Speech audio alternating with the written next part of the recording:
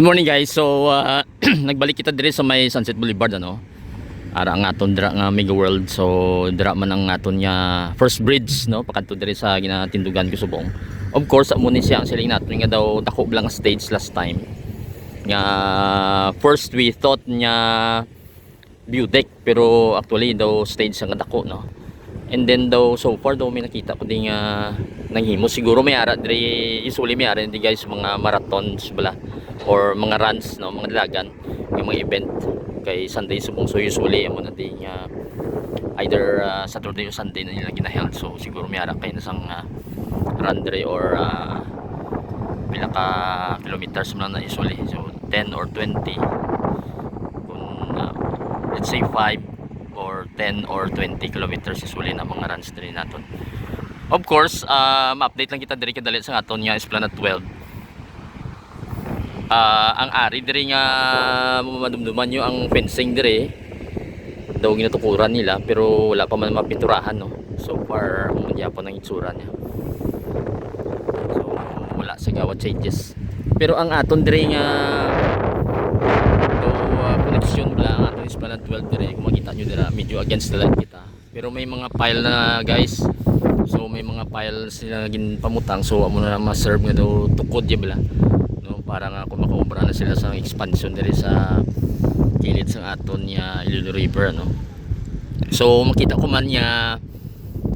dito lapit sa may Taytay sa New Carpenters Bridge may aram sila yung tampok ang duta dito. So pakita ko lang para may idea ka mo guys kay na nag drone shot kita para makita natin ang aerial view. So nakita natin yung may aram sila yung tampok dito. Sa subong do puro lang mga piles ang ginatampok nila, ginalubong nila. Then wala gani gawa dire activity sa dire nga area no sa kay siguro sa ulihil lang nila butang dire kay ang ilang starting point siyempre dito sa Carpenters Bridge ano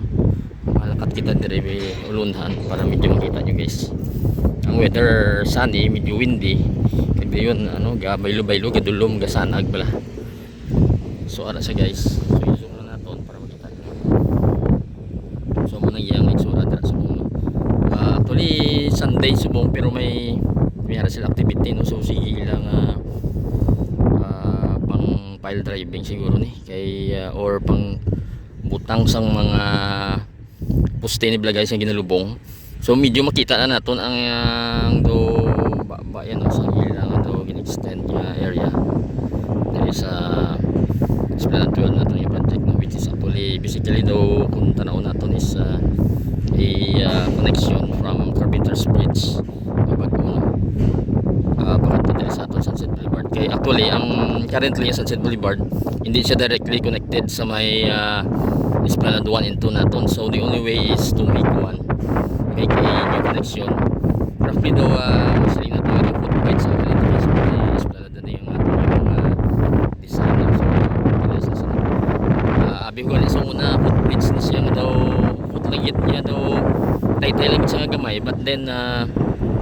in-expand nilang project so mangin Esplanade 12 na kuno ang tawag sini so ano siya ang ilang designation sa project ito ang nagligat na ito nakita ang daw tarp dire makita nyo da guys I think daw amo na siya ang costing man sini pero hindi ko wala ko sa nakita ng isa ka tarp nga designate siya as Esplanade 12 pero daw ano man lang ito expansion sa aton din nga Iloilo River sa ining section sa aton nga Iloilo River ano dire sa may Sunset Boulevard wala na ko sa iba nakita ang wala man gani statement dito kung Esplanade 12 magin pero most likely amo na siya kay ini makonect ni siya dire sa may aton nga section dire sa Sunset Boulevard no kay ini wala gani open pa so naka-reserve siya sa connection in the future no so ara siya ang mga mangroves ni so siguro i-preserve ni I'm not sure basi Hawanan or basi Buhinan no mabala na nato kay do dire nga area makita nyo dato may open so pwede na nga dra ipagi no so makonect lang siya wala kita sang perspective or daw architectural design sini try lang nato mangita no butang ta lang sa may